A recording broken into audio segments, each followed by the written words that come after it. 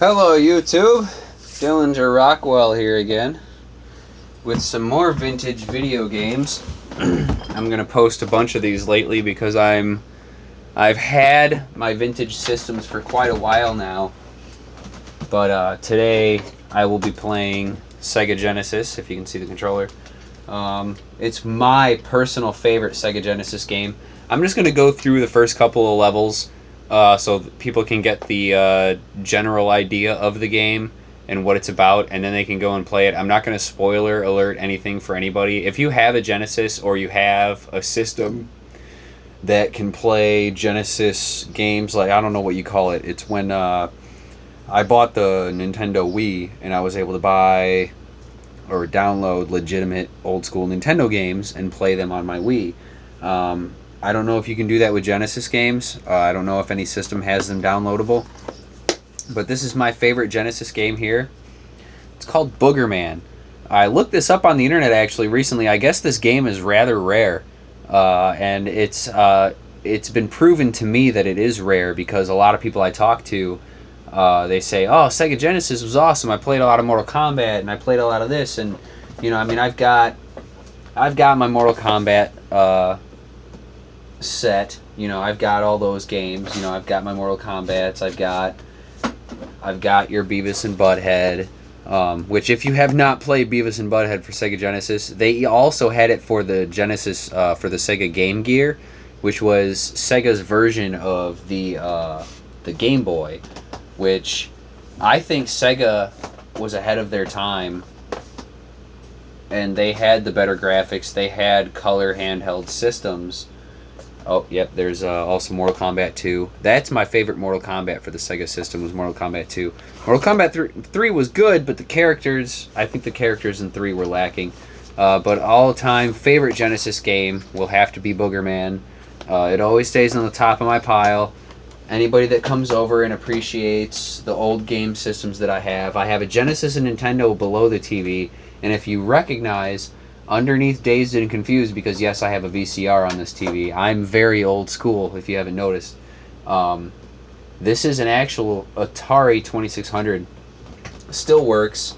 I have the games, controllers, all that stuff for it.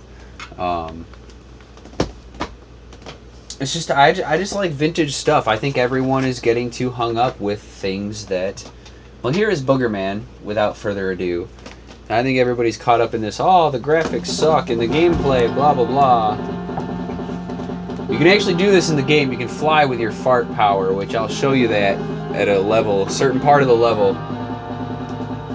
Now, you get two choices when you start off. You get passwords to save your progress. Start off at different levels, or you can start. Now, in order to start, you can't press the start button. See that? You can't press the start for password. You go over to start, you can't press start, A, B, or C. They don't work. Why? Is because in order to go down a toilet, which is what he's trying to do, you have to go down a toilet. See? Alright. This is a storyline. It's a dark and stormy night at Professor Stinkbomb's lab, where a machine has been built to save the world from pollution by transexisting it to dimension excrement. Eccentric millionaire Snotty Ragsdale has taken job at the lab to investigate its safety and find out exactly where the pollution is going. He has a bad feeling about this latest contraption. This night his suspicions will come true. So it's kind of like they're setting the storyline for you. Common waste basket. That means something. There he is. He's using a vacuum cleaner. I love the vintage graphics because honestly, Sega Genesis was the first console system to incorporate, what's the correct word, arcade system graphics in a home game system.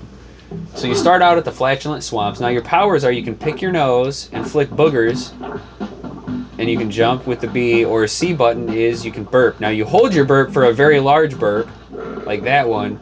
Or if an enemy is too close to you and you don't have that much time, you can do a short burp and kill them right in front of you. Now, your goal is to collect these plungers, and you press down to dig. You want to dig out these graves. There's another plunger. I don't know what these little egg things are, but I step on them anyway. And when you collect enough plungers by the end of the level, you can get a free life. Jumping on enemies is a way to kill them. Also, you want to collect mucus, which is those green balls. So the trampolines help you jump up. Beans will increase your gas. Flick a booger at him. Stomp on him.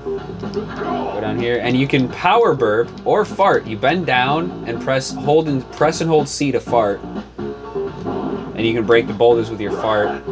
Pick up some things in that cave. Not really exactly 100% sure. Again, I just got done filming the video for Contra on Nintendo, and I just popped this in. I have not played this for years, literally. I don't know what's ahead of me. I don't know what I'm going to run into. Okay. Oh, okay, see? Chili pepper.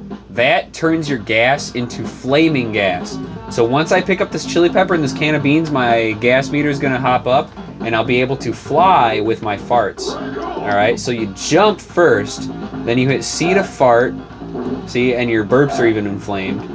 You hit C to fart while you're jumped in the air, and then you can direct yourself around to fly. Watch.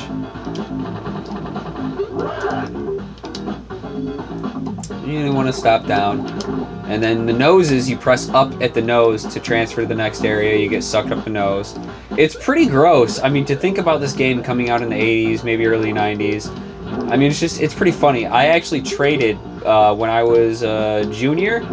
Or no, I was in 8th grade. I traded a working Nintendo, what was it, Game Boy? And I'm talking about the first generation Game Boy, where it was no color screen, orange and black colorings. I mean, it was just shitty. Which is why I still think Sega was ahead of their time, because the Game Gear, which was the handheld Sega system, was all color, and it was illuminated, so you didn't need a little light, which if you remember that original Game Boy, you needed a light to play it at night to shine onto the screen because it was not illuminated. So it's just like, honestly, I just think that certain things are done within businesses for planned obsolescence. It really is. Sega was not a planned obsolescence. I think Sega was one of the last companies of its era that was not involved in this huge just conspiracy to further just dumb the people down. That's all it is. These games, there's all these games that we're playing now. Modern Warfare, yes, I know I have videos. As much of a fan of Modern Warfare that I'm huge against it. Why? Because I play it online so much, and as I'm playing online, I hear these little kids, these 8, 9-year-olds, younger than that even, saying swear words and saying, oh, I shot you in the throat, and then we're wondering where all this violence and school shooting shit's coming from. And kids are playing games like Modern Warfare at the young age of 5, and these parents, oh, my system froze up. But anyway, that's Boogerman. I showed you pretty much all the powers you're going to get. My Sega's pretty dusty. I have to clean it up. I got to clean up a lot of my stuff. But again, keep paying attention to this channel. If you like any of my vintage games, any of these videos, please like, comment, do whatever. I really don't care about subscribing. I'm not here to make money. I don't really see how anybody can make money off of YouTube. But anyway, Dillinger Rockwell playing Boogerman. Peace out.